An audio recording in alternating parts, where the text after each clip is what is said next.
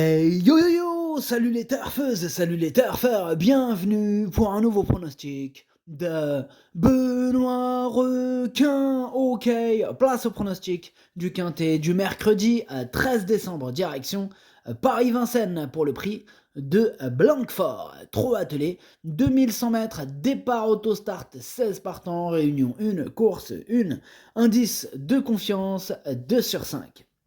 Petit retour sur le quintet du mardi 12 décembre, il y a eu du trouble fait à l'arrivée. Ok, c'est parti, on commence ce pronostic et on commence avec le numéro 1, Fusée des Veaux, et on écoute l'entraîneur Jérôme Michel Legros. Fusée des Veaux était moins bien en fin d'été et j'ai préféré l'arrêter. Elle vient d'effectuer une excellente rentrée après 4 mois d'absence, elle m'a agréablement surpris. Cette course n'était pas prévue à son programme, mais je profite de sa forme pour tenter le coup.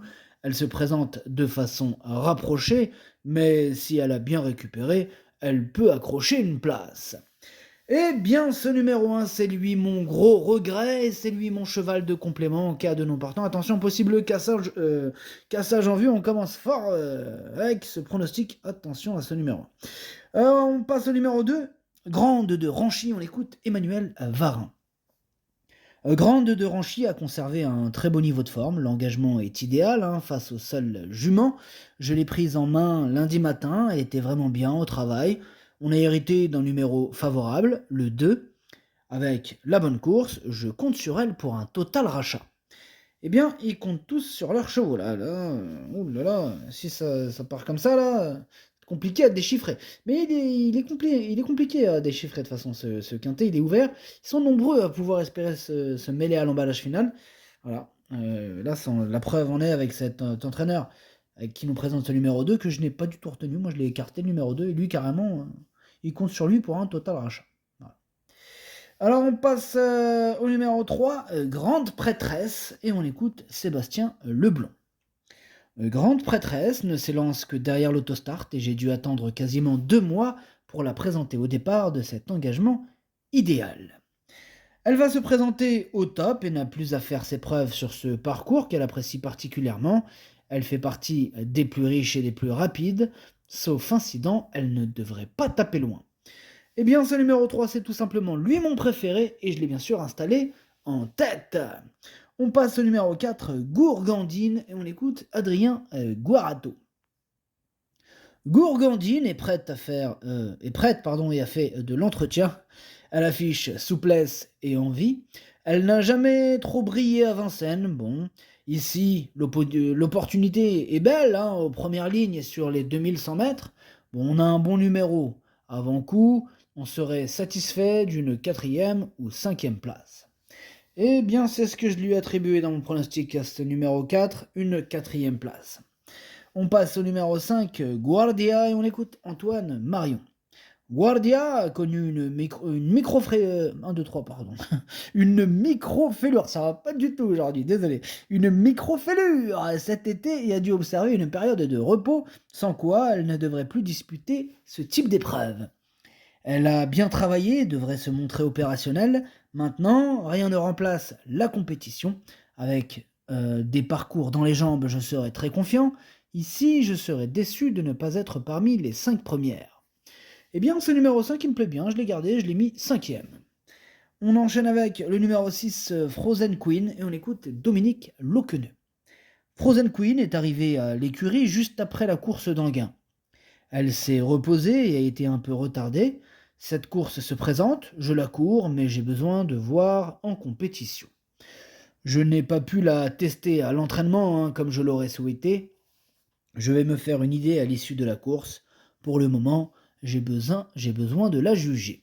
Alors, moi, ce numéro 6, j'ai aussi besoin de la juger, étant donné que je ne l'ai pas retenue, mais elle est quand même en plein milieu de ma petite liste des possibles troubles faits et on va lui accorder une note de méfiance. On passe au numéro 7, Égine Précieuse, et on écoute Christophe Hamel. Égine Précieuse découvrait des tâches compliquées ces derniers temps, mais ses dernières sorties lui ont permis de gagner en condition. Elle arrive au mieux pour ce bel engagement, sur un parcours à sa convenance. Avec son numéro un peu en dehors, il faudra que tout se passe bien. Paul Ploquin étant suspendu, elle sera confiée à Benjamin Rochard. Elle est en mesure de s'immiscer dans le quintet. Alors moi, ce numéro 7, je ne l'ai pas retenu. On passe au numéro 8, Filarette du Verger. On n'aura pas les commentaires de l'entraîneur, c'est Philippe Dojard, hein. Bon, il est parti pêcher avec Frédéric Héon. Bah, amusez-vous bien.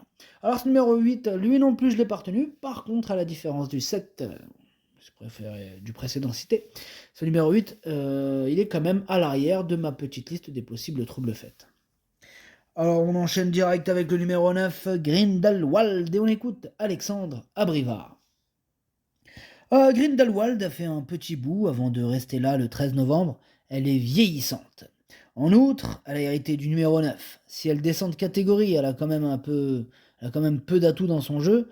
Maintenant, il ne faut pas l'interdire pour une 4e ou 5e place. Oui, il prend la tête, ce numéro 9. Hein. Ils sont, comme je vous ai dit tout à l'heure, hein, il est compliqué à déchiffrer ce quintet. Hein. Ils sont nombreux à prendre un peu la tête. Alors ce 9, il me prend la tête. Hein. Alors, j'en ai fait quoi? Ben, je ne l'ai pas gardé. C'est un regret. C'est mon deuxième cheval de complément en cas de non partant. Donc attention, attention. On passe au numéro 10, Go to America. Et on écoute Pierre Vercruz. Go to America se présentait au top dernièrement et on a profité pour renouer avec le succès. Cette fois, elle monte de catégorie et semble un peu moins affûtée. J'ai longtemps hésité entre cet engagement et une course à Cagnes-sur-Mer samedi. J'espère avoir fait le bon choix. Elle se plaît sur ce parcours et peut accrocher une place. Eh bien, ce numéro 10, lui je l'ai retenu, mais plutôt en bout de combinaison. On enchaîne avec le numéro 11, Isabelle BR. On écoute Hansen Eric Bondo. Isabelle BR n'a couru qu'une fois en France à Enghien à l'automne. Cette tentative était correcte. Cela dit, cela remonte un peu. Hein. Elle est peu argentée et n'a pas le choix des engagements. Ici, elle va prendre contact avec Vincennes.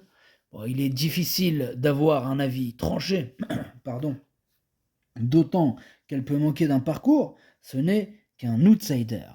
Alors, ce numéro 11, pour ma part, je ne l'ai pas retenu. On passe au numéro 12, Guinness, et on écoute Mathieu Abrivard. Guinness a encore bien tenu sa partie dernièrement, même si elle a dû se contenter de la 3e place. Elle fait preuve d'une belle régularité, mais n'arrive pas à gagner à Vincennes. Il faut dire qu'elle est plus à l'aise sur les pistes plates.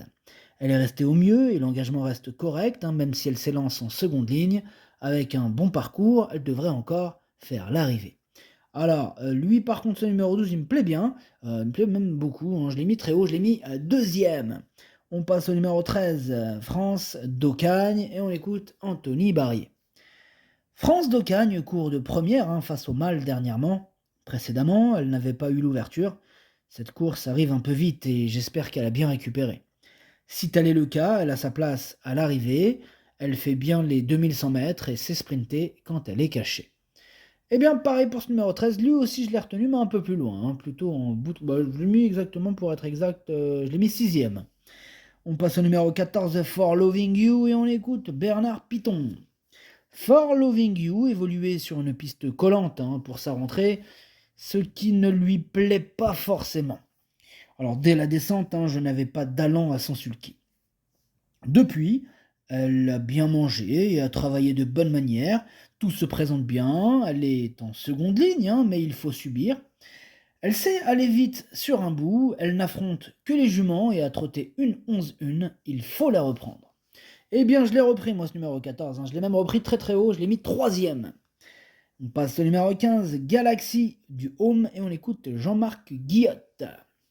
Galaxy du Home n'a pas bénéficié de bons déroulements de course ces derniers temps, sa forme ne fait aucun doute et l'engagement reste correct.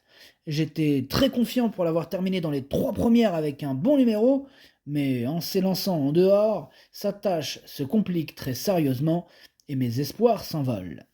Bon, elle nous a fait de la poésie, ses espoirs s'envolent. Bon, alors moi ce numéro 15, malgré que tous ses espoirs se soient envolés, moi ce numéro 15, je l'ai quand même gardé, mais en toute fin de combinaison. Il peut pimenter les rapports, ce numéro 15, attention. Et on termine avec le numéro 16, Graziella Del, et on n'aura pas les commentaires de l'entraîneur, comme on l'a dit tout à l'heure, c'est Frédéric Héon, l'entraîneur, qui est parti pêcher avec Philippe Dojard. Amusez-vous bien.